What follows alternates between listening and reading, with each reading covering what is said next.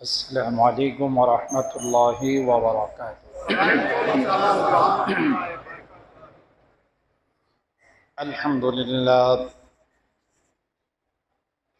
الحمد لله وكفى وسلام على عباده الذين اصطفى.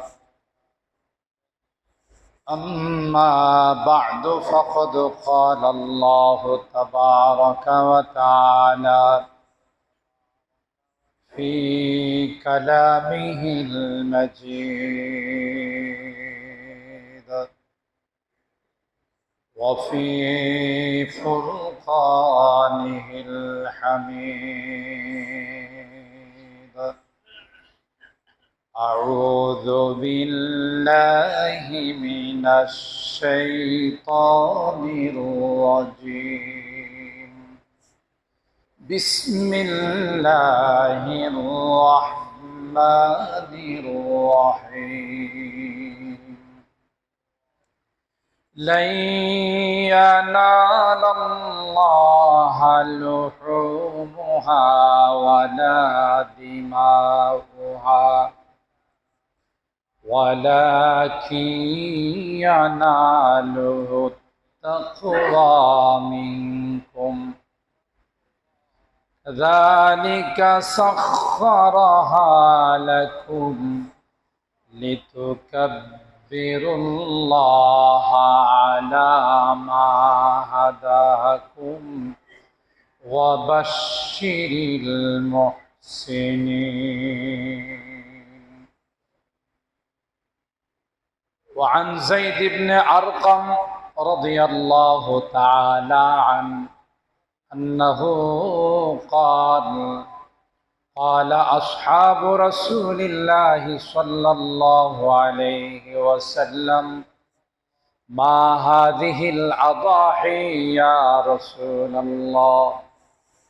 قال: سنة أبيكم إبراهيم عليه السلام. قالوا: فما لنا فيها يا رسول الله؟ قال: بكل شعرة حسنة، أو كما قال عليه الصلاة والسلام. بارك الله لنا ولكم في القرآن العظيم، ونفعنا وإياكم بالآيات والذكر الحكيم. সকলে দরুদ শরীফ পড়ি। اللهم صل على محمد وعلى آل محمد كما صليت على إبراهيم وعلى آل إبراهيم إنك حميد مجيد. اللهم بارك على محمد وعلى آل محمد كما باركت على إبراهيم وعلى آل إبراهيم إنك حميد مجيد. আলহামদুলিল্লাহ, আল্লাহ তাআলার দরবারে লাখো কোটি শুকরিয়া যে রব্বে করিম আমাদেরকে পবিত্র যুলহজ মাসের আজকের ২য় তারিখে পবিত্র সালাতুল জুমা আদায় করার জন্যে আল্লাহ পাকের ঘরে আসার বসার তৌফিক দান করেছেন। এই জন্যে শুকরিয়া আদায় করি, বলি আলহামদুলিল্লাহ। মুহতারাম হাজিরিন, পূর্বেই উল্লেখ করেছিলাম যে এই মাসগুলো অনেক দিক থেকে অনেক মর্যাদাওয়ালা মাস। একে তো আশুরে হুরুম, যে 4টি মাসের মর্যাদা আল্লাহর কাছে অনেক বেশি, তার মধ্যে অন্যতম একটি মাস হলো জিলহজ মাস, দ্বিতীয়ত আশুরে হজ, ইসলামের একটি গুরুত্বপূর্ণ স্তম্ভ, গুরুত্বপূর্ণ শিআর হজ্জে বাইতুল্লাহ। যাদেরকে আল্লাহ টাকা পয়সা অর্থ করি দিয়েছেন, জীবনে একবার বাইতুল্লাহকে জিয়ারত করা, আল্লাহর ঘরকে জিয়ারত করা, হজ ব্রত পালন করা, এটা তার উপর আল্লাহ তাআলা ফরজ করে দিয়েছেন। আশিকিনে বাইতুল্লাহ, আল্লাহর প্রেমিকরা প্রেমাস্পদকে পাওয়ার জন্যে ইতিমধ্যেই মোটামুটি সবাই মক্কায় উপস্থিত হয়ে গেছেন বা অনেকে যাওয়ার পথে। সব দিক থেকে বিবেচনা করলে জিলহজ মাস অত্যন্ত গুরুত্বপূর্ণ এই মাস।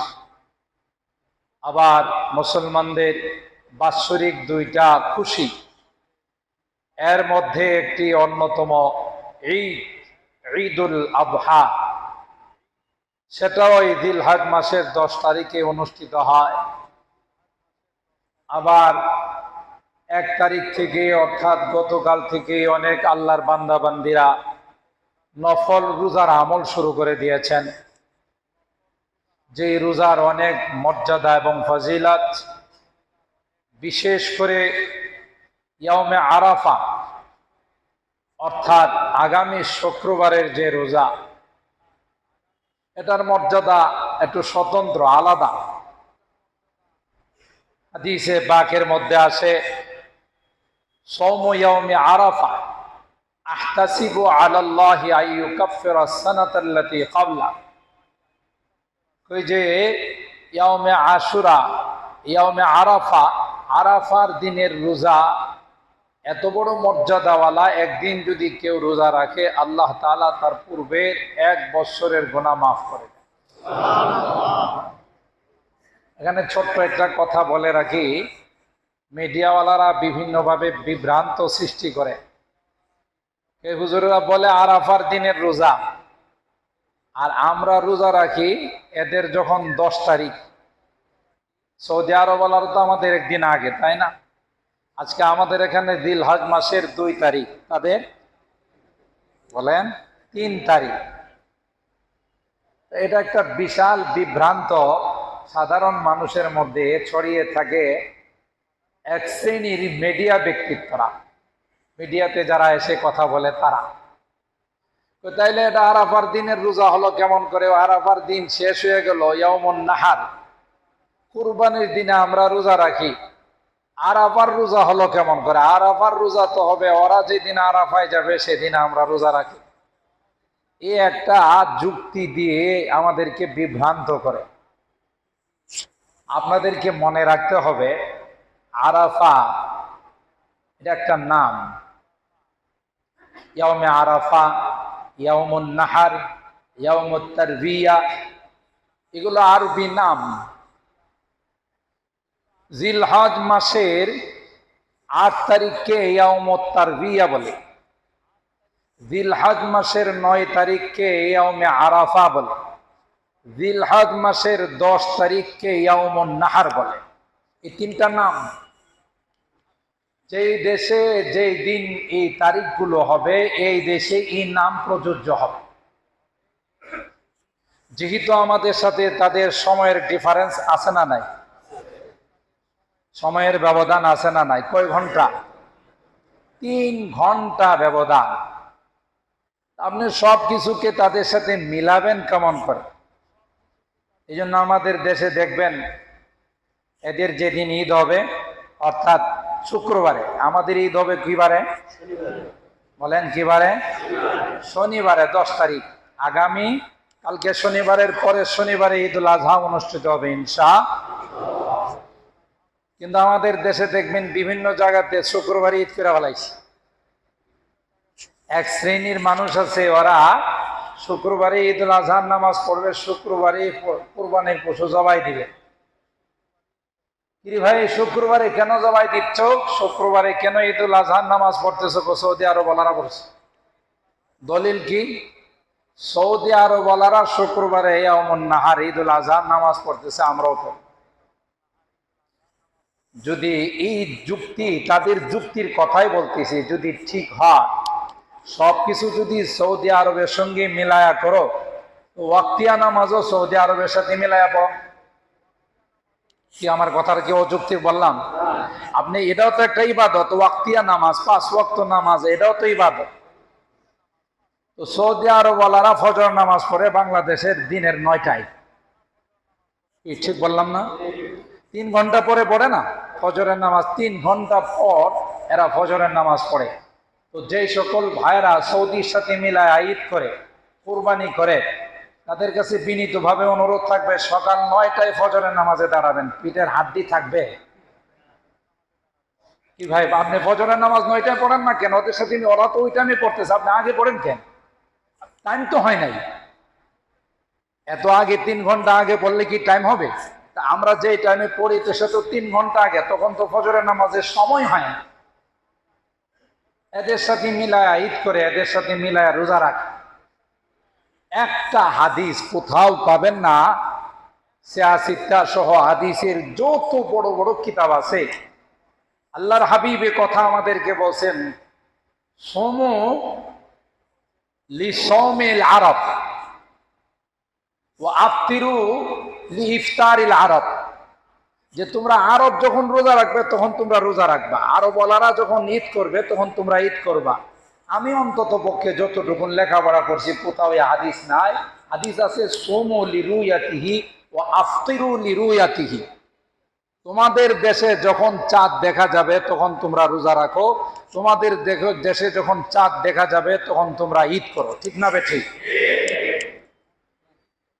এখন যারা সৌদিকে তাদের আইকন মানে, সৌদিকে তাদের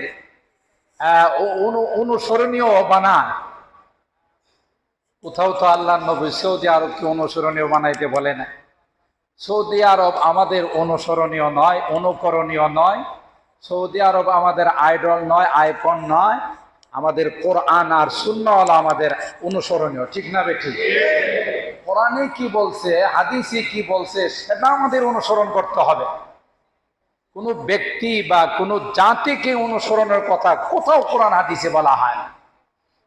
তো আমাদের দেশে সময়ের ব্যবধানে অবশ্যই চাঁদ পরে দেখা যাবে, সময়ের ব্যবধানে অবশ্যই ঈদ আমাদের পরে করতে হবে। আবার এক শ্রেণীর বুদ্ধিজীব আছে, এরাও মিডিয়াতে এসে বলে যে সারা দেশে সারা বিশ্বের সকল ওলামায়ে কেরাম বসে একটা সিদ্ধান্ত নেওয়া উচিত, গোটা বিশ্বজনে একসঙ্গে ঈদ হয়, গোটা বিশ্বজনে একসঙ্গে রোজা শুরু হয়। আরে বাবা, তুমি এখানে কি সিদ্ধান্ত নিবা, যেখানে সিদ্ধান্ত 1450 বছর, 1500 বছর পূর্বে আল্লাহ নবী দিয়ে গেছেন। এর থেকে আর কোনো বড় সিদ্ধান্ত কারো হতে পারে? বলেন, আর কারো হতে পারে? এগুলোতে কান দিবেন না। এগুলো ঈদুল আজহার নামাজের আগে কুরবানি করা জায়েজ নাই। আছে? আপনার নামাজ শেষ হবে তখন আপনি কোরবানি করবেন। এরা যে একদিন আগে কোরবানি করতেছে, এটা কি কোরবানি হচ্ছে? যারা একদিন আগে ঈদুল আজহা পালন করে, ওরা যে কোরবানি করতেছে, এটা কি কোরবানি হচ্ছে না? সাধারণত গরু জবাই করে গোশত খাওয়া হচ্ছে। আমরা কি গোশত খাবো না কোরবানি দিব? বলেন, কোরবানি দিব। পশু আল্লাহর নামে জবাই দিব, একটা বড় ইবাদত। ওই দিনের সবচাইতে বড় ইবাদত হলো আত-তাদহিয়াতু মিন বাহিমাতিল আনআম, আল্লাহর নামে পশুকে জবাই দেওয়া। পশুর রক্তটা মাটিতে পড়ার পূর্বে এটা আল্লাহর আরশে চলে যায়। আল্লাহর আরশে চলে যায় কি অর্থ? আল্লাহর কাছে সেটা কবুল হয়। সুবহানাল্লাহ। সেই ইখলাস, সেই একাগ্রতা, সেই আল্লাহর জন্য যদি হয়, এটা কত বড় একটা ইবাদত। শয়তানের ধোঁকায় পড়ে এই লক্ষ লক্ষ টাকার এই ইবাদত রাখে ওই সকল মানুষগুলো যারা সৌদির সাথে মিলায় ঈদ করে, সৌদির সাথে মিলে কোরবানি দেয়, তাদেরই সবগুলো বরবাদ হয়ে যাচ্ছে। ঠিক কিনা বলেন? কে বুঝাবে? আমরা তো সব মডারেট, আধুনিকতাকে বেশি পছন্দ করি। আধুনিক কিছু আসলে এটাকে আমরা লুফি নিই। কোরআনের সাথে হাদিসের সাথে কোরআন সুন্নাহর সাথে তার কোনো মিল আছে কিনা সেটা আমরা কখনো দেখার চেষ্টা করি। এই জন্য ধোঁকা খাবেন না। যারা করে করে তাদেরকে অনেক বোঝানো হয়েছে, না ওদের কিছু পিসাব আছে। হ্যাঁ, দোষ সাধারণ মানুষের না, দোষ হলো আমাদের মতো জুব্বা লাগায়া যারা ইনকাম করে, যারা ধান্দাবাজি করে, তাদের হলো দোষ। তারা সাধারণ মানুষগুলোকে লাইনচ্যুত করে জাহান্নামে নেওয়ার একটা পায়তারা করে, ঠিক কিনা বলে?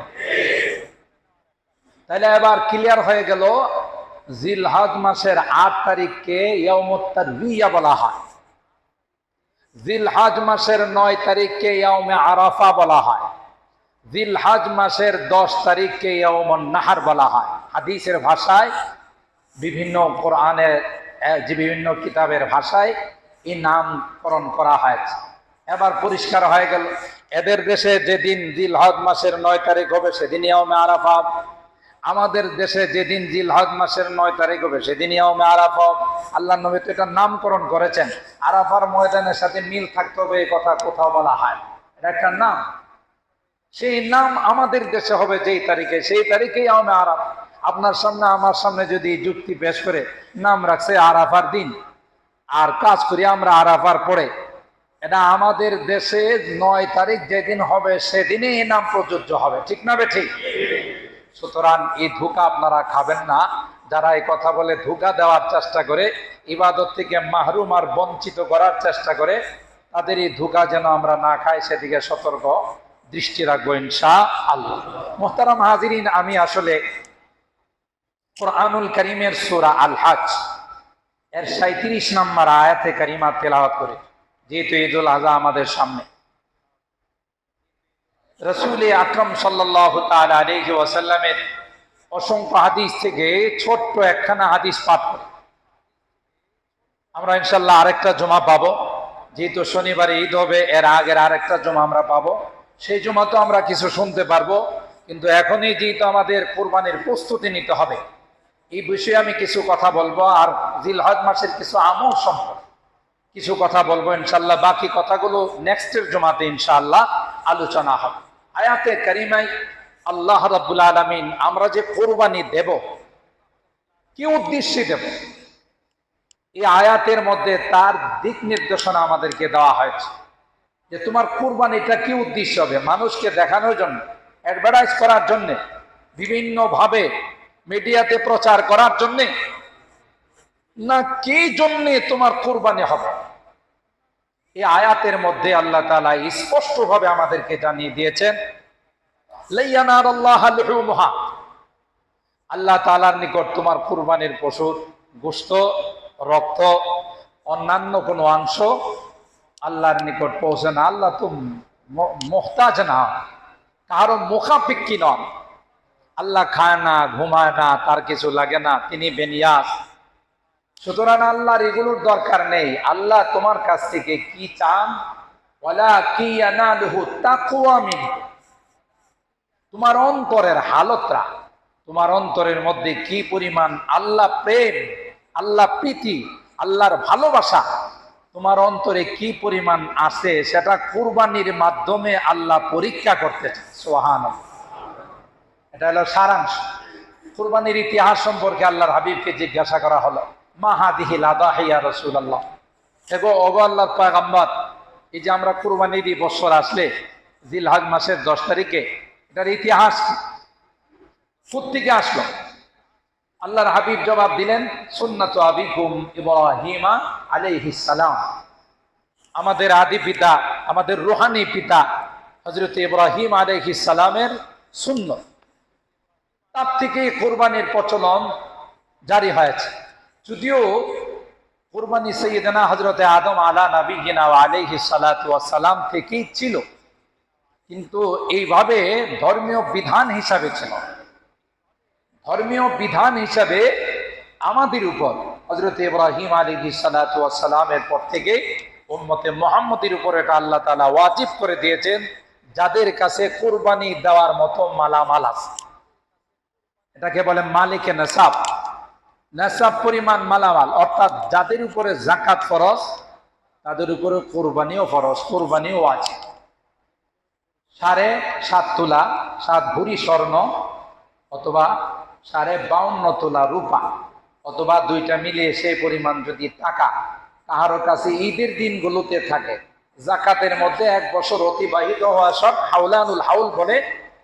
আর কুরবানির জন্য 1 বছর অতিবাহিত হওয়া শর্ত নয়, 10, 11, 12, 13 এই দিনগুলোর মধ্যে এই টাকাটা যদি কাহারো কাছে থাকে, ঋণ ফিন থেকে উদ্বৃত্ত, কোন রকমের তার উপর কোনো ধার নেই, ঋণ নেই, কোনো দেনা পানা নেই, এই পরিমাণ টাকা কাহারো কাছে থাকলেই তার উপর কোরবানিও আছে।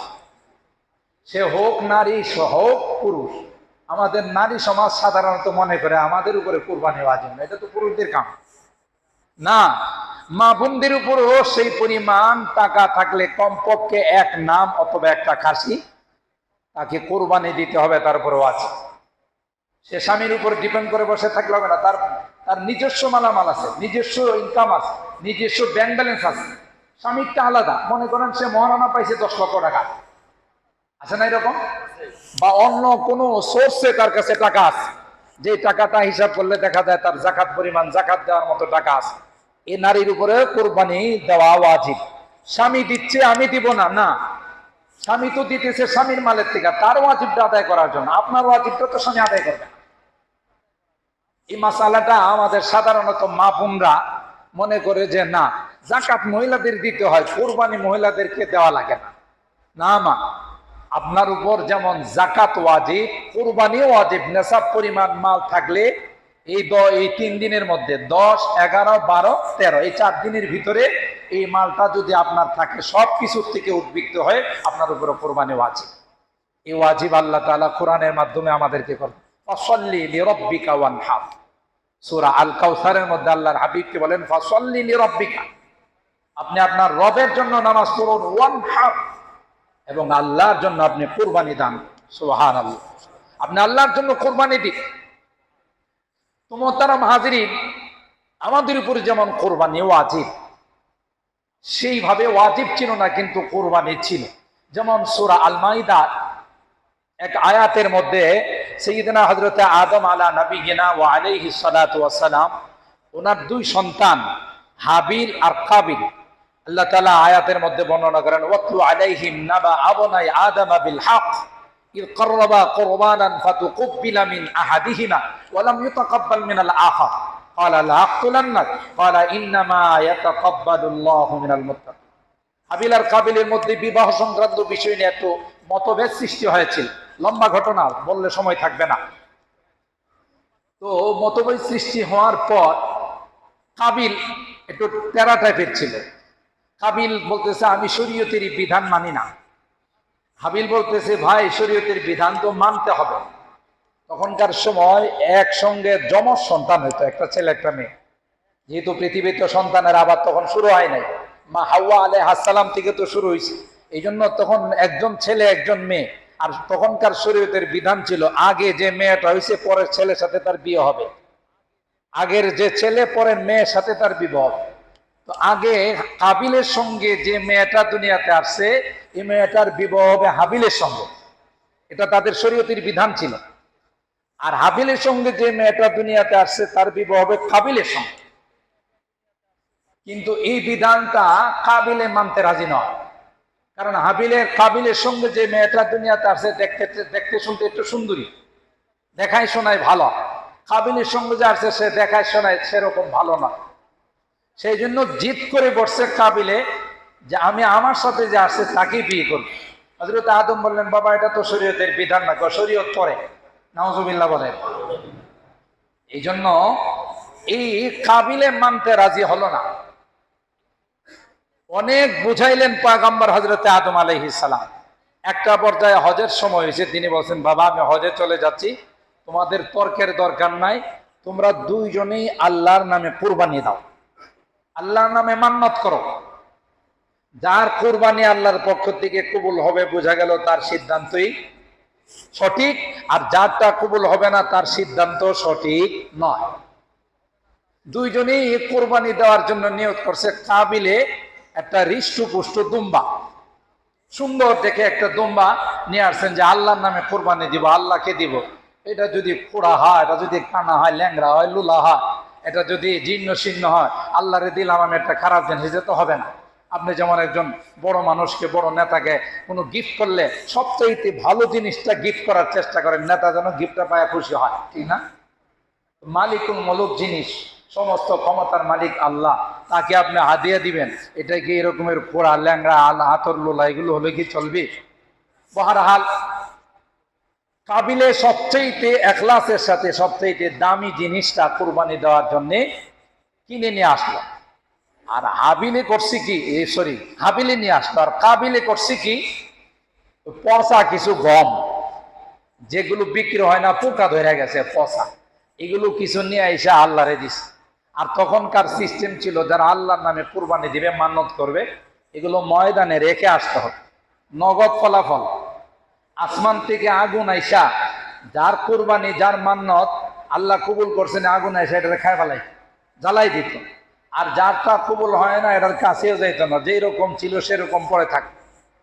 তো ময়দানের মধ্যে রেখে দিয়েছি দুই ভাই, আসমান থেকে আগুন আইসা হাবিলের যে কুরবানি দুম্বা ওটা খায় ফেলাইছে। আর কাবিল এটার ধারে কাছেও যায় নাই। হাজার হাজার মানুষ উপস্থিত যারা ছিল সবাই দেখলো কুরবানি কারটা কবুল হইছে, বলেন না ভাই? হাবিলের কুরবানি কবুল, কাবিল কবুল হয় না।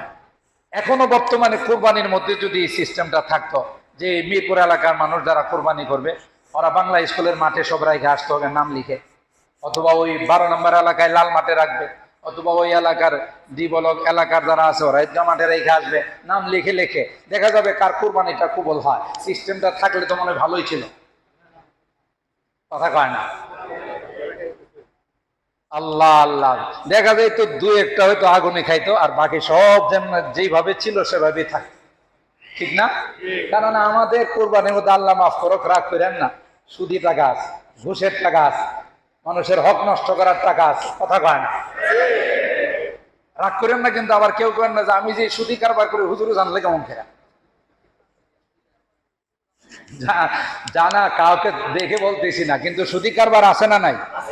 সুদি লেনদেন আমাদের ইনকামের মধ্যে আছে না নাই? ঘুষ আছে না নাই? প্রতারণা আছে না নাই? ধোঁকাবাজি আছে না নাই? আল্লাহ এগুলো কবুল করেন না। ইন্নাল্লাহ তাইয়্যিবুন ইউহিব্বুত তাইয়্যিব, আল্লাহ পবিত্র, পবিত্র জিনিস গ্রহণ করেন, অপবিত্র কোনো জিনিস আল্লাহ গ্রহণ করেন। তাহলে দেখা যেত শতকরা 98% মানুষের কুরবানি জায়গাতে থাকতো, আর বাকি হয়তো দুই একটা খাইতো, ঠিক কিনা বলেন? আল্লাহ আমাদেরকে হেফাজত করছেন আল্লাহর হাবিবের বরকতে। আল্লাহর হাবিব দোয়া করছেন, হে আল্লাহ, আমার উম্মতকে যা কিছু করবেন পরে নিয়ে করেন, পর্দার ভিতরে করেন, মানুষের সামনে কিছু করেন না, সুবহানাল্লাহ বলেন। আমার উম্মতকে লোকালয়ে মানুষের সামনে লজ্জা দিয়েন না। আপনার পক্ষ থেকে যত শাস্তি আছে যা কিছু করবেন আল্লাহ পরে করেন, এটা একটা দোয়া করছেন। আর একটা দোয়া করছেন, আল্লাহ আগেকার যুগের উম্মতকে একসাথে যেমন ধ্বংস করে দিয়েছেন, পুরা জাতিকে জাতি মুহূর্তের মধ্যে নিমিষ হয়ে যেত তাদের নাফরমানির কারণে, তাদের আল্লাহর অবাধ্য চলার কারণে। আল্লাহ পাকের হাবিব দোয়া করছেন, আল্লাহ আমার উম্মত তো নাফরমানি করবে, আমার উম্মতকে একসঙ্গে আপনি ধ্বংস করেন না। মাঝে মধ্যে হয়তো আপনি কোথাও না কোথাও কোনো বিপদ দিয়ে ঘূর্ণিঝড় শক্তি দিলেন, অথবা ঘূর্ণিঝড় অন্য কিছু দিলেন, দিয়া হয়তো 2-3 জন গেল, কোনো এলাকায় পানিতে ডুবে গেল, কিন্তু একসঙ্গে গোটা জাতিকে আপনি ধ্বংস করেন না। আল্লাহ বলেন এটাও কবুল করলাম, সুবহানাল্লাহ বলেন। আরেকটা দোয়া করছিলেন, আল্লাহ কেউ বিএনপি করবে, কেউ আওয়ামী লীগ করবে, কেউ জাতীয় পার্টি করবে, কেউ অন্যান্য পার্টি করবে, এই পার্টি যেন মারামারি না হয়, এরা যেন একসাথে চলতে পারে, এক দল আরেক দলের প্রতি হিংসা পরায়ণ যেন না হয়। আল্লাহ এটাও আপনি করেন। আল্লাহ এটা হবে না, একজনে আরেকজনের সাথে মারামারি করবে না, এই দোয়া আমি কবুল করবো না, এটা থাকবেই। কুল্লাহ হাবিতু মিনহা জামিআ, কুল্লাহ হাবিতু বাদুকুম লিবাদিন আদু। আল্লাহ সৃষ্টির শুরুতেই বলে দিছে দুনিয়াতে যাবে, কিন্তু একজন আরেকজনের সাথে দুশ্মনী থাকবে, একজন আরেকজনের সাথে মারামারি কাটাকাটি কিছু থাকবে। এই 3 নাম্বার দোয়াটা আল্লাহ কবুল করেন নাই। যদি কবুল করতেন আমাদের এই দুনিয়াটা হয়ে যেত জান্নাত, কথা বলেন ঠিক না? কোনো রাজনৈতিক প্রতিহিংসা থাকতো না, কোনো মারামারি কাটাকাটি দলাদলি কিছুই থাকতো না, জান্নাতি পরিবেশ আমাদের বিরাজ করতো। কিন্তু আল্লাহ এই দোয়া কবুল করেন না। বাকি 2টা আল্লাহ কবুল করছেন। তো হযরতে আদম আলাইহিস সালামের সন্তানের হাবিলের কুরবানি আল্লাহ কবুল করলেন, হাবিলের কবুল করেন নাই। এখন কাবিল সবার সামনে লজ্জিত হলো, শরম পাইল যে আমারটা রয়ে গেল, তোরটা কুরবানি করছে। এই জন্য কাবিলে হাবিলকে যায় বলে ক্বালা লা আকুতুলান্নাক, তোকে আমি হত্যা করে ফেলাম। হাবিল বললেন ভাই আমার অপরাধ, ও তোর কুরবানি কবুল হলো কেন, আমারটা হলো না কেন? হাবিল কি জবাব দিছে জানেন? এটা আমার বলা উদ্দেশ্য, ইন্নামা ইয়াতাকাব্বালুল্লাহু মিনাল মুত্তাকিন। ভাই এটা তো আমার তোমার কাজ না, এটা অন্তরের কাজ। সুবহানাল্লাহ বলেন। এটা ইখলাসের কাজ, তাকওয়ার কাজ। তুমি দেওয়ার সময় তোমার নিয়ত খারাপ ছিল, একটা কিছু পচা গম দিছো। আমার দেওয়ার সময় নিয়ত ছিল একেবারে খালেস, সবচেয়ে বাজারের সেরা দুম্বাটা কিনে আমি আল্লাহর জন্য দিছি। এই জন্য আল্লাহ আমার অন্তর দেখছে পরিষ্কার, তোমার অন্তরের মধ্যে ভেজাল। কথা বলেন ঠিক না বেঠিক? তোমার অন্তরের মধ্যে ভেজাল, আমার অন্তর দেখছে আল্লাহ পরিষ্কার, এই জন্য আমারটা আল্লাহ কবুল করছেন, তোমারটা কবুল। ইন্নামা ইয়াতাকাব্বালুল্লাহু মিনাল মুত্তাকিন। তাহলে এখান থেকেও বোঝা যায় যে কোরবানি আল্লাহ কবুল করেন কার? যার ভিতরে ইখলাস আছে, যার ভিতরে তাকওয়া আছে, আল্লাহর ভয় আছে, আল্লাহর জন্য দিচ্ছে। এই জন্য মুহতারাম হাজিরিন, কোন অবস্থাতেই কুরবানির মধ্যে কোন রকমের দুনিয়াবি কোনো নিয়ত থাকতে পারবে না, লোক দেখানোর কোনো নিয়ত থাকতে পারবে না। এই বিষয়টা সবচেয়ে বেশি প্রবলেম হয় শরিকানা যখন কুরবানি দেওয়া হয়। এই জন্য আপনারা কুরবানির পশু সপ্তাহে অনেকে কিনবেন, সপ্তাহ শেষে অনেকে কিনবেন। যারা শরিকে দিবেন আগে আপোষে বসে আলোচনা করে নেন যে জুমার বয়ানে শুনছি ভাই একজনের মনে যদি গোশত খাওয়ার নিয়ত থাকে, ভাই কুরবানি যদি এবার দিতে চাইছিলাম না, কিন্তু অন্যর বাড়িতে অন্যের বাড়িতে কুরবানি হবে, বাচ্চারা ওখানে যায় দাঁড়ায় থাকবে, এটা কেমন দেখা যায়, এই জন্য কুরবানি দিতেছি। এটা কি আল্লাহর জন্য হইছে? কুরবানি তো দিতে চাইছিলাম না, মানুষ কি বলবে। কুরবানি কি আল্লাহর জন্য হইছে? আপনার হালাল ইনকাম থেকে একজন শরীকের কুরবানিতে যদি একটু ভেজাল থাকে, 7 জনের কুরবানি ধ্বংস হয়ে যাবে, নষ্ট হয়ে যাবে, বরবাদ হয়ে যাবে। খুব সতর্ক থাকতে হবে শরিকানা যারা কুরবানি দিবেন।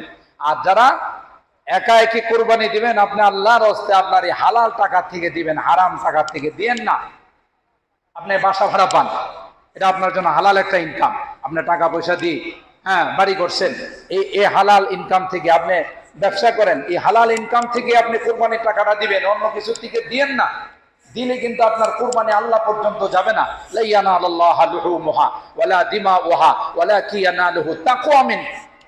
কুরবানির গোটা ইতিহাসটা তালাশ করলে একটা জিনিস পাওয়া যায়, হযরত ইব্রাহিম আলাইহিস সালামকে যে আল্লাহ বললেন যে তোমার সন্তানকে আমার জন্য কুরবানি করো, ওখানেও কিন্তু সন্তান কুরবানি করা উদ্দেশ্য বলে ছিল না। বহুদিন পর এটার বলে হারানো মানিক, পুরানো মানিক যাই বলে, ওনার বয়স তখন 120 বছর। ইব্রাহিম আলাইহিস সালামের স্ত্রীর বয়স হলো 99 বছর, সংসারে কোনো সন্তান আদি নাই। তো আল্লাহর কাছে হযরত ইব্রাহিম আলাইহিস সালাম দোয়া করলেন, রব্বি হাবলি মিনাস সালিহিন। আল্লাহ, সন্তান সারা পরিবার কেমন দেখা, একেবারে শূন্য শূন্য লাগে, আমাকে একটা নেককার সন্তান দান করেন। সুবহানাল্লাহ বলে। তখন বয়স কত? 100। সাধারণত এই বয়সে বাচ্চা কাচ্চা হয়, কি বলেন? 120 বছর বয়স, স্ত্রীর বয়স হলো 99। এই বয়সে আল্লাহর কাছে দোয়া করছে, রব্বি হাবলি মিনাস সালিহিন, আল্লাহ আমাকে একটা নেককার সন্তান দিবেন। মনে রাখেন, আমি বয়ানে বলি প্রায়, যারা বিশেষ করে যুবক তোমরা যারা আছো বিবাহ করবা, অথবা যারা যুবক বিবাহ করছো, সবসময় আল্লাহর কাছে হাত তুলে দোয়া করবা যে আল্লাহ বিবাহ করছি, তুমি আমাকে সন্তান আদি দিবা, কিন্তু নেক সন্তান দিও, শুধু সন্তান দিও না। এই দোয়া প্রত্যেক নবী আমাদেরকে শিখে গেছে, শুধু সন্তানের দোয়া করো না। হযরত আদম আলাইহিস সালাম আল্লাহর কাছে দোয়া করছেন, লা ইন আতাইতানা সালিহান লানাকুনান্না মিনাশ শাকিরিন, আল্লাহ আমাকে যদি একটা নেককার সন্তান দান করেন আমি শুকরিয়া আদায় করব। ইব্রাহিম আলাইহিস সালাম বলেন নেককার সন্তানের কথা। হযরত জাকারিয়া আলাইহিস সালাম আল্লাহর কাছে দোয়া করছেন, রব্বি হাবলি মিন লাদুনকা যুররিয়াতান তাইয়্যিবা, পবিত্র সন্তান। এজন্য মনে রাখবেন, কোনদিন আল্লাহর কাছে যখন সন্তানের জন্য দোয়া করবেন, শুধু সন্তানের জন্য দোয়া করেন না। শুধু সন্তানের জন্য দোয়া করলে আপনার সন্তান হবে এরশাদ শিকদার। কথা কয় না? কি হবে? এটাও তো সন্তান, কিন্তু হয়েছে এরশাদ শিকদার, কালা জাহাঙ্গীর, টুকাই সুমন, এরপর আরো যত আছে নাম, পিচ্ছি হান্নান, এবার ঐশীর মতো বদমাশ, এটিও তো সন্তান। সন্তান না? বাবার নেককার সন্তান, পুরা বংশের মধ্যে চুনকালি লাগানো সন্তান। ঠিক কিনা বলেন? এখনো যারা নারী কমিশনের মধ্যে আছে এরাও তো নেককার সন্তান, ঠিক না?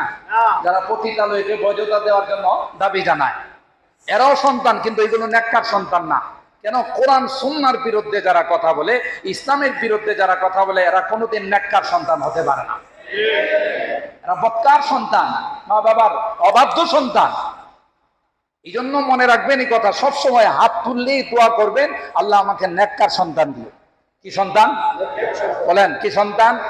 নেককার সন্তান। কেন? কোন নবী শুধু সন্তানের জন্য দোয়া করেন না, গোটা কোরআন আপনি স্টাডি করে দেখেন। হযরত ইব্রাহিম আলাইহিস সালাম আল্লাহর কাছে দোয়া করলেন, রব্বি হাবলি মিনাস সালিহিন, আল্লাহ আমাকে একটা নেককার সন্তান দান করেন। ইব্রাহিম আলাইহিস সালামের দোয়া আল্লাহ কবুল করলেন, নেককার সন্তান দিলেন। ঘটনা অনেক লম্বা। যে সন্তানের নাম ছিল ইসমাইল আলাইহিস সালাম। কি নাম? ইসমাইল। সন্তানের বয়স 7 বছর, অথবা কোনো কোনো বর্ণনায় 13 বছর। এই বয়সের বাচ্চারা তো বাবা আমার বড় আদরের হয়। আল্লাহ তাআলা স্বপ্ন যুগে ইব্রাহিম আলাইহিস সালামকে বললেন যে তোমার এই সন্তানটাকে আমার রাস্তায় জবাই করে দাও। তিনি বলতেছেন, ইয়া বুনাইয়া ইন্নী আরা ফিল মানাম আন্নী আযবাহুকা ফানজুর মাযা তারা। এ সন্তান, আমি স্বপ্ন দেখছি তোমাকে জবাই করতেছি। বয়স যদি 7 বছর হয়, আমাদের যদি সন্তান এই বয়সের কাউরেটাই আপনি বলেন, আব্বু আমি তোমার জবাই করে ফেলবো, কি মনে করেন? আপনার কাছে থাকবে না, এক চিৎকার দিয়ে সে চলে যাবে যে এটা তো বাবা না, এটা তো জল্লা। আমার ডাইকা কয়, আমার বলে জবাই করবে, ও আম্মু, ও দাদু, সবাই ডাকাডাকি করে পুরো এলাকা জমায় ফেলায়। কিন্তু নবীর সন্তান নবী হবে, আল্লাহ তাকে যোগ্যতা দিয়ে দুনিয়াতে পাঠাইছেন। 7 বছরের সন্তানকে যখন ডাইকা বলল, বাবা আমি স্বপ্ন দেখছি, আর নবীদের স্বপ্ন এটা ওহী হয় যে তোমাকে আমি জবাই করতেছি, তোমার মতামত কি? 7 বছরের সন্তান বাবাকে জবাব দে, ইয়া আবাতিফ আলমা তুমার, আব্বাজি আল্লাহ জি তো আপনাকে স্বপ্ন দেখাইছে আমাকে জবাই করার জন্য, আপনি মোটো টেনশন করবেন না, মোটো চিন্তা করবেন না, জবাই করার জন্য যত রকমের সহযোগিতা লাগে আমি করতে প্রস্তুত আছি, আপনি আল্লাহর নাম আমাকে জবাই করেন। মা তুমার সাতাজিদুনি ইনশাআল্লাহু মিনাস সাবিরিন। হযরত ইব্রাহিম আলাইহিস সালাম প্রস্তুতি নিয়ে গেলেন সন্তানকে মিনা প্রান্তে জবাই করার জন্য। আল্লাহর উদ্দেশ্য কি সন্তান জবাই করা? আল্লাহর উদ্দেশ্য হলো ইব্রাহিমের আমি খলিলুল্লাহ বানাইছি, আমার অন্তরঙ্গ বন্ধু, আমার সবচেয়ে প্রিয় বন্ধু। এখন তো সন্তান ভাইয়া দেখি বন্ধুত্ব একটু কমে গেছে, বুঝেন নাই? সন্তানের প্রতি একটু মায়া দয়া চলে গেছে। বন্ধুত্বটা আমার সাথে পরিপূর্ণভাবে আছে কিনা, 16 আনা আছে কিনা একটু টোকা দেয়া দেখি। সুবহানাল্লাহ বলে। কি দেখছেন? মনে অবস্থা দেখছে যে আল্লাহর জন্য প্রেম, আল্লাহর ভালোবাসা তার ভিতরে 16 আনা আছে কিনা আল্লাহ পাকে একটু টোকা দিয়া দেখলেন। দেখলো যে না, প্রেম তো ঠিকই 16 আনা আছে, কারণ নিজের কলিজার টুকরা জীবনের হারানো মানিক বা পুরানো মানিক পাইছে এতদিন পর। এত আল্লাহর কাছে দরখাস্ত করতে, আল্লাহ এটা বাদে আর কিছু করা যায় না, কিন্তু এই দরখাস্ত করছেন, সাথে সাথে রেডি হয়ে গেলেন। আল্লাহ রাব্বুল আলামিন এই হুকুম যখন দেখলো বাস্তবায়ন করার জন্য মিনার প্রান্তে সন্তানকে শোয়া জবাই করতে শুরু করলো। ওই যে হাবিলে যে কোরবানি করছিল দুম্বা, ওই দুম্বা জান্নাতে আল্লাহ তাআলা লালন পালন করে, সেই দুম্বা আল্লাহ তাআলা ইসমাইল আলাইহিস সালামের পরিবর্তে পাঠাই দিলেন। সুবহানাল্লাহ। ওয়াফাদাইনাহু বিযিবহিন আযীম। আল্লাহ বলেন, আমি এটা সূরা আস-সাফফাতের আয়াত, ওয়াফাদাইনাহু বিযিবহিন আযীম। আল্লাহ বলেন ইসমাইলকে সরায়া ইসমাইলের নিচে আমি জান্নাতি দুম্বা ফেলে দিলাম। ওইটা কার দুম্বা? বলেন কার দুম্বা? তাহলে হাবিলের অন্তরে কি পরিমাণ ইখলাস ছিল, কি পরিমাণ তাকওয়া ছিল যে আল্লাহ তার এই দুম্বাকে কবুল করে জান্নাতে নিয়ে গেছেন। সুবহানাল্লাহ। এটা পরবর্তীতে ইসমাইল আলাইহিস সালামের পরিবর্তে আল্লাহ পাঠাইছেন। ঠিক ইব্রাহিম আলাইহিস সালামের অন্তর পরীক্ষা করা আল্লাহর উদ্দেশ্য ছিল, জবাই করা উদ্দেশ্য ছিল না। আমার এই টোটাল আলোচনায় আমরা যে জিনিসটা বুঝলাম যে এই কুরবানি একমাত্র কার জন্য হবে? কুরবানি একমাত্র কার জন্য? লোক দেখানোর জন্য নয়, মানুষের জন্য নয়। আমি জবাই করব, আর মাপা মাপিও করেন না, যে প্রবণতা আমাদের মধ্যে আছে। ভাই কত মন হইতে পারে, কোনো মাপা মাপির দরকার নাই। চয়েস হয়েছে 5,000 10,000 টাকা বেশি নিয়ে আসেন, আপনি কয় মন গোশত হলো, পার কেজি কত করে বললো, এই ক্যালকুলেশন আপনারা কইতে করতে হয়েছে। এই ক্যালকুলেশন করতে দেন না, গোশত খাওয়ার জন্য তো আপনি কোরবানি দিচ্ছেন না। কথা বলেন ঠিক কিনা? আমরা কিন্তু এটা করি, এই কষাই নিয়ে যাই, বলো তো কয় মন হবে, তাহলে পার কেজি কত, ওই বাপরি বাপ 1500 টাকা করে কেজি বললো। এইগুলো কখনোই মাপি করবে না, এখলাসের মধ্যে, নিয়তের মধ্যে ত্রুটি চলে আসবে। ঠিক না বেঠিক? যত টাকা কেজি হোক, কোরবানি দিতেছেন কার জন্য? আল্লাহর জন্য। কত মন গোশত হলো সেটাও দেখার বিষয় না, আল্লাহর জন্য কোরবানি দিবেন। এটা কোনো মিডিয়াতে প্রচার করার জন্য নয়, এটা মানুষকে দেখানোর জন্য নয়। সুতরাং কি হলো, কতটুক হলো, কোনো মাপামাপির দরকার নাই। পছন্দ হয়েছে, ভালো লাগছে, 5,000 কম আর বেশি এটা আপনি নিয়ে আইসা পড়েন, এটাতে আল্লাহ খুশি থাকবেন। সুবহানাল্লাহ। 2 নম্বর কথা হলো আমলের কথা বলতেছিলাম, সংক্ষেপের টাইম শেষ হয়ে গেছে, 2 মিনিট বেশি নিচ্ছি। আমল, এই জিলহজ মাসের আমল তো আলহামদুলিল্লাহ আমরা শুরু করে দিছি, অনেকে রোজার আমল শুরু করে দিছি। আরেকটা গুরুত্বপূর্ণ আমল আবার অনেকে আমরা ওই হাদিসের উপর আমল শুরু করছি, যে নখ চুল এগুলো একবারে নামাজ পড়ে এসে, কুরবানির ঈদের নামাজ পড়ে এসে কাটা। এটা আমরা অনেকে, যাদের পক্ষে সম্ভব, অনেকে আবার এগুলো আনইজি ফিল করে, হ্যাঁ, যে এইভাবে চুল বড় হয়ে যাওয়া, নখ বড় হয়ে যাওয়া। যদি কারো এরকমের অস্বস্তি লাগে, আপনার জন্য দরকার নেই, কেউ যদি পারেন তো করেন, এটাও কোনো বাধ্যবাধকতা নেই। 3 নাম্বার আরেকটা আমল, অর্থাৎ আগামী শুক্রবার ফজরের নামাজের পর থেকে, মিন ফজরি ইয়াউমে আরাফা ইলা আখির আইয়ামিত তাশরিক, তাকবীরে তাশরিক বলে। কি বলে? তাকবীরে তাশরিক। প্রত্যেকটা মুসলমান নর নারী যারাই ফরজ নামাজ আদায় করবে, আদায় করার পর জামাতে হোক একাই কে হোক, একবার তাকবীরে তাশরিক বলা ওয়াজিব। কি বলা? এটা হলো আল্লাহ, আমার সাথে পড়েন, আল্লাহু আকবার, আল্লাহু আকবার, লা ইলাহা ইল্লাল্লাহু আল্লাহু আকবার, আল্লাহু আকবার, ওয়ালিল্লাহিল হামদ। মনে থাকবে তো? তাকবীরে তাশরিক, আল্লাহু আকবার, আল্লাহু আকবার, লা ইলাহা ইল্লাল্লাহু আল্লাহু আকবার, আল্লাহু আকবার, ওয়ালিল্লাহিল হামদ। একবার বলা ওয়াজিব, 3 বার বলা সুন্নত নয়। গ্রামগঞ্জে দেখা যায় যে বলতেই থাকে, কতক্ষণ চলতেই থাকে। না ভাই, একবার বলাই ওয়াজিব, 3 বার বলা সুন্নত কোথাও নেই। এটা একা একই ফরজ নামাজ আদায় করলেও বলতে হবে, জামাতের সাথে আদায় করলেও বলতে হবে, নারীরা যারা ঘরে নামাজ পড়ে তাদেরকেও বলতে হবে। তবে পুরুষরা জোরে আওয়াজে বলবে, নারীরা, বুঝাইতে পারলাম, নারীরা আস্তে আওয়াজে পড়বে, আস্তে আস্তে পড়বে, কিন্তু পড়তে হবে একবার। এই তাকবীরে তাশরিক চলতে থাকবে জিলহজ মাসের 13 তারিখ আসর পর্যন্ত চলতে থাকবে। জামাতের সাথে নামাজ পড়লে ইমাম সাহেবের যদি মনে না থাকে, আপনারা পিছনে জরুর বলবেন আল্লাহু আকবার, আল্লাহ, ইমাম সাহেব, হায় আমার তো সারা গেছে। এটা একটা লোক মাওয়া হয়ে যাবে যে আমার তো তাকবীরে তাশরিক সারা পড়ছে। এই জন্য ভুলে গেলেও মুসল্লিদের বলতে হবে। এই আমলগুলো আমরা করতে থাকবো। কোরবানির পশু আমরা অত্যন্ত এখলাসের সাথে কিনবো, দেখে শুনে যেটা ভালো আমার মনে মনোভূত হবে সেটাই কিনবো, আল্লাহর জন্য কিনবো, কোনো মানুষকে দেখানোর জন্য নয়। আর গত জুমায় আপনাদের খেদমতে আমরা আরজ করেছিলাম, কোরবানির পশুর চামড়া যেহেতু আপনার জন্য এটা ব্যবহার করা জায়েজ নেই। হ্যাঁ, যদি সরাসরি ব্যবহার করতে পারেন সেটা ভিন্ন কথা, যেহেতু সরাসরি ব্যবহার করার প্রসেসিং নাই, এই জন্য এই চামড়াটা গরিবের হক, এতিম মিসকিনদের হক। আপনাদের এই চামড়াটা, আমাদের এতিমখানা আছে, যারা যে এলাকার আছেন, আপনাদের এলাকার এতিমখানা আছে, গরিব অসহায় মানুষ আছে, এটা তাদের হক। সেই চামড়াটা আপনারা মেহরবানি করে, আমাদের এখানে বিশাল এক এতিমখানা, যেখানে প্রায় 450 ছাত্র লেখাপড়া করে, স্টাফ সহ 500-600 মতো আছে। সেই জন্য আপনাদের এই চামড়াটা মেহরবানি করে আমাদের বন্টন করা থাকবে। কালেকশনের জন্য আমাদের উস্তাদরা থাকবে, কমিটির সম্মানিত সদস্যবৃন্দ থাকবে, আমাদের ছাত্ররা থাকবে, সময় মতো আপনাদের মহল্লায় পৌঁছে যাবে ইনশাআল্লাহ। আপনারা এই চামড়াগুলো মেহরবানি করে আমাদের মাদ্রাসায় দিয়ে দিবেন। যদি কাহারও এরকম বাসায় বোয়া থাকে যে তারও 50-100 টাকা দেওয়া লাগবে, চামড়ার মূল্য তো নয়, আপনারা জানেন, তার সেটাও আমরা কিছু দিই আপনাদেরকে, 200-300 এরকমের কিছু অংশ দিয়ে, যেন আপনাদের বোয়াদেরকে, কাজের বোয়াদেরকে যদি দেওয়া লাগে, সেটা আপনারা যদি দাবি করেন, সেটা আমরা দিয়ে হলো চামড়াটা আমাদের এখানে দিয়ে দিলে, একসঙ্গে বিক্রি করলে আমরা 400-500 টাকা বেশি পাবো। এই বেশিটা মাদ্রাসায় আসবে, এতিমখানায় আসবে, এতিম ছাত্রদের জন্য আসবে, এটা আপনারাও সওয়াব পাবেন, আর জীবনে এটার সওয়াব পৌঁছতে থাকবে। আর মাদ্রাসার জন্য ফায়দা হবে, এতিম মিসকিন যারা আছেন গরিব অসহায় তাদের জন্য ফায়দা হবে, এটা মনে রাখবেন ইনশাআল্লাহ। আল্লাহ তাআলা আমাদের যা শুনলাম সবগুলোর উপর আমল করার তৌফিক দান করুন। আল্লাহ তাআলা সেই অনুযায়ী আমাদেরকে ঈদের প্রস্তুতি নেওয়ার তৌফিক দান করুন। আমিন। ওয়া আখিরু দাওয়ানা আনিল হামদুলিল্লাহি রাব্বিল আলামিন।